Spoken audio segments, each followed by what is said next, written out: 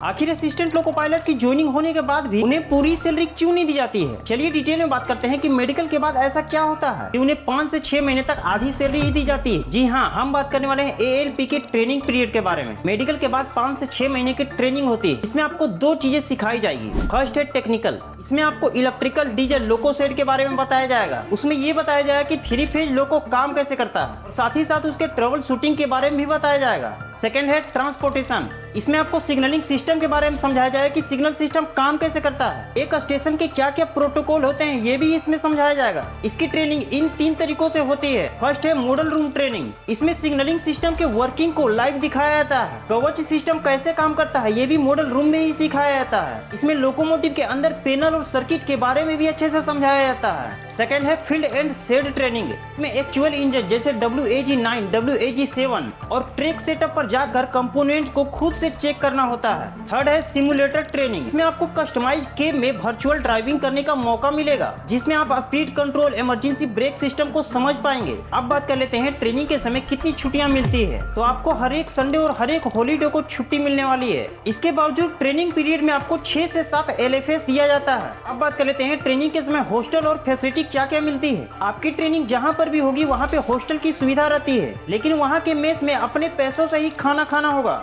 किताबें, यूनिफॉर्म ये सब भी अपने पैसों से ही लेना पड़ेगा। अब बात कर लेते हैं ट्रेनिंग के बाद आपका एग्जाम कैसे होता है। टेक्निकल और ट्रांसपोर्टेशन दोनों से 100 नंबर के क्वेश्चन आते हैं और उसके बाद भाइवा होता है जो कि 50 नंबर का होता है। और पास होने के लिए आपको तीनों में इंडिविजुअल 60% लाना होगा। अगर आप इस एग्जाम में फेल हो जाते हो तो आपकी ट्रेनिंग फिर से होती है। अब बात कर लेते हैं ट्रेनिंग पीरियड में सैलरी कितनी मिलती है। तो आपको ट्रेनिंग पीरियड में सिर्फ बेसिक पे और डियरनेस अलाउंस ही दिया जाता है, जो कि ALP का बेसिक पे 19,900 होता है और अभी के समय में डियरनेस अलाउंस 60% चल रहा है। तो 19,900 का 60% 11,940 रुपया होता है। तो इस हिसाब से आपको 5 से 6 महीने तक 31,840 रुपए हर एक महीने मिल सकते हैं। और भी डिटेल में जानना है कि डेली शेड्यूल कैसे होता है, हाइवा में क्या क्या पूछा जाता है, तो इस PDF में मैंने डिटेल में सभी बातों को एक्सप्लेन किया हुआ है। अगर आपको भी ये पावरफुल PDF चाहिए तो फॉलो करके कमेंट करो ट्रेनिंग, लिंक सीधा आपका DM में चला जाएगा।